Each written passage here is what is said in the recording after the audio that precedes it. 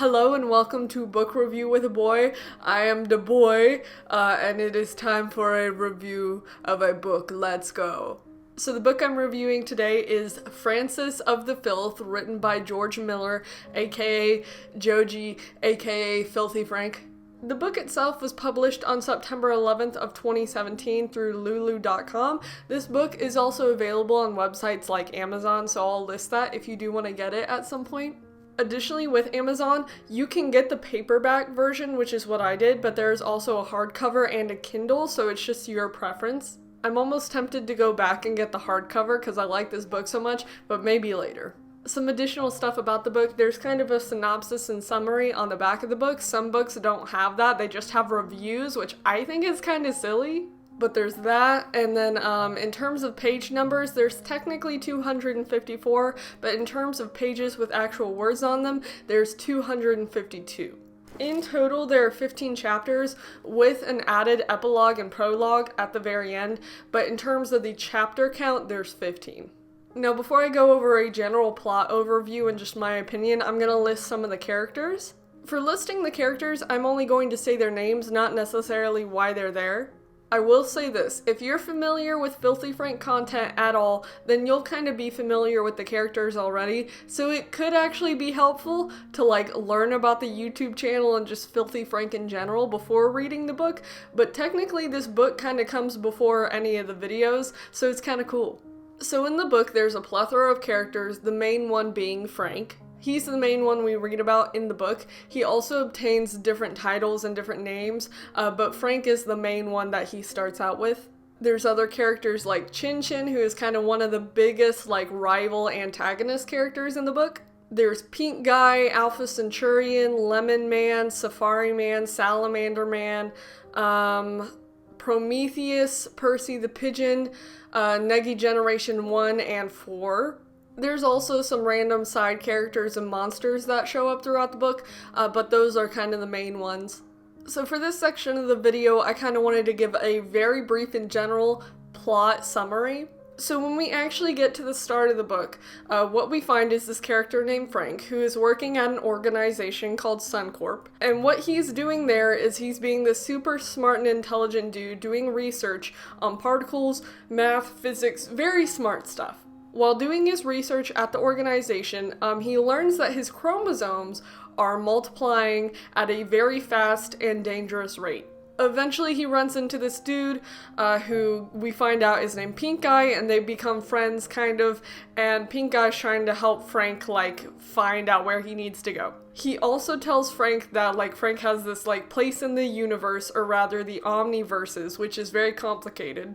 And it's a problem that Frank's chromosomes are multiplying so fast because this character named Chin Chin, who's basically seen as this horrible dark god kind of, this dark lord, wants to harvest essentially a good amount of Frank's chromosomes because it can make him more powerful. Essentially, chromosomes in this book are one of the biggest forms of energy and power. So Chin Chin, throughout the entire book, wants to essentially harvest and gain power from Frank because his chromosomes are just super sonic fast. But Frank in the book meets all these different characters who are trying to help him get away from Chin Chin and just trying to help him in general because Frank's chromosomes are multiplying so fast, that's the one thing you have to remember, that the tiers in the omniverses, which is basically all these different universes, are shifting because Frank is becoming this really high entity, essentially. And Frank runs into all these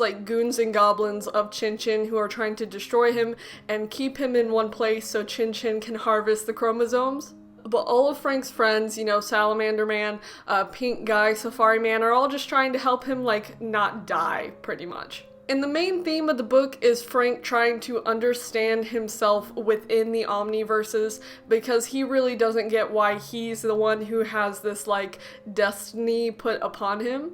And of course you have to get to the end of the book to figure out what happens, but it all sums up very nicely and you're oh, okay, it's done.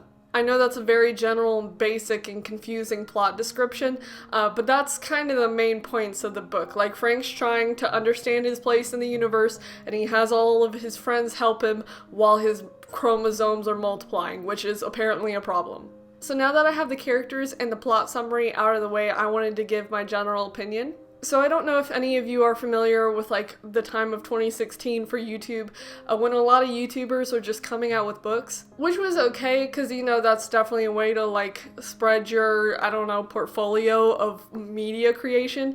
But when I like decided to get this, I was a little nervous that it would just be another YouTuber book. And of course we're talking about the OG Filthy Frank content creator, so I was like, I really have no idea what to expect from this book. But I will tell you, I was extremely impressed. I don't know if it's just because I have such an admiration for George Miller as both like a YouTuber and musician and just person in general, but this book was super great. It was of course super weird, but I think that just made it really good. I am very tempted to go back and buy the hardcover because I like the look. It's not really going to show up on the video, but the cover reminds me personally of like a Bible, like the texture of it. Which, even if that's not a thing, I think that's very funny because of the way that George Miller writes the book. You kind of have themes of religion and just like world war stuff and just really interesting topics that come up that it's just like, I had no idea George would write something like this. His vocabulary as well and the way he describes things in basic sentences is super interesting.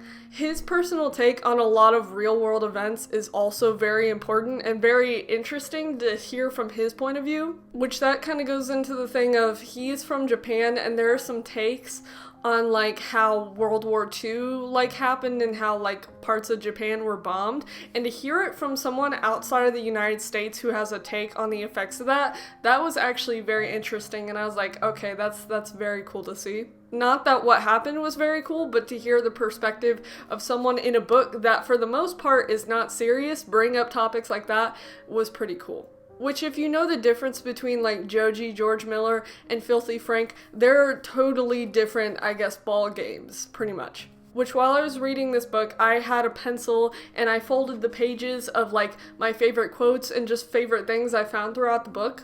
And to start off, on the third page, which has like the actual first piece of content for the book, he says this book is about a character, it has no relation to the author, which has become a topic of debate specifically for Joji, more so in the past, but it's still relevant. Because right now, George Miller is the face of Joji, like he's just a musician. And some people will bring back his past with Filthy Frank, which has a lot of controversial stuff, mostly for comedic purposes, but people are like, that's kind of sketchy. But like the book says at the very beginning, George Miller has nothing to do with half the stuff he says. It's just for the character's purposes, which I think is neat to include. But let me see if I can find some of my favorite quotes. Hold on. Oh gosh, let me find it. I know I jotted it down somewhere, but I think there was a mention of iDubbbz. Hold on. So there's a section when Frank is basically meeting Salamander Man, and he's just trying to find some food to survive in one of the worlds. And from the book he says, "Hey," he said after some savoring, "that's pretty good." I don't know if that's a direct reference to iDubbbz, but I think that's really great if that was on purpose. With an almighty bellow, he yelled, "It's time to stop." I also think that's a reference to another one of his videos. Which throughout the book, there definitely are instances where I was like, this sounds like a Filthy Frank reference, which the book itself is because it's characters from the Filthy Frank YouTube channel, which I think is great. Which, as I said earlier, you don't have to be familiar with all of the characters from the YouTube channel because they're introduced in here. There's also just super random stuff like this. A third calling brought the desired effect and Frank sat bolt upright with that terrified look that only comes from hearing Christian rap played in the morning and seeing the Dark Lord himself. He just includes stuff like that in general doesn't make sense, but it's also just super funny. Here's another reference. He says, "Welcome to the rice fields," which is a whole like omniverse thing in the book. But I also think that's part of the channel because I believe all the channel videos are older than this book. I'm pretty sure they are. I feel like that's a definite thing at this point for me to assume. So it's funny that he includes stuff like that. There's another part in the book where a character tells Frank to kill himself, and I'm not sure if that's a direct reference to the like song from Pink Guy where he says like, you know, kill yourself, that whole thing. I don't know if that's a direct reference to that, but I was like, that's kind of funny if it is. I mean, in general, other examples of like the super interesting way George Miller like says stuff. There's a section where Chin Chin's listing all of these like monster names, and they're super like interesting ones and weird things to say. And then he calls one of them Jonathan. Like the rest are like, I don't know, ancient Egyptian god names, and then he says Jonathan. I just thought that was funny. Another really cool part of this book is that in the very beginning, you're kind of opened up to this scene that seems like it's in the middle of something, and then that same exact scene is at the end of the book, which isn't a very big spoiler because you haven't read it, but I kind of thought that was cool because I was like, I don't know what the context for the scene is at the beginning, but at the end I was like, oh, that makes sense. It is also kind of cool because in this book, George Miller does include references to the idea of him uploading videos onto YouTube, because there's a Filthy Frank video where Chin Chin's there and he's there to collect chromosomes, and Frank is like, oh, these people like sent videos of them giving their chromosomes, and that's referenced in the book, and I was like, that's so smart. Overall, I do really like this book for the fact that it's like from someone who I like appreciate their work from, and just the fact that it's like a good book in general. The different themes, the different perspectives that are in the book, just like the way things are pictured from the words that George Miller uses is very impressive. So yeah, if you're even a little interested in getting this book, maybe spend the 18, almost 20 bucks or whatever on Amazon to get it, because I think it's cool. But that's essentially the review, so thank you very much for watching. If you have any questions about it, let me know and I'll try to clarify them without giving away too much. But thank you very much for watching. Bye.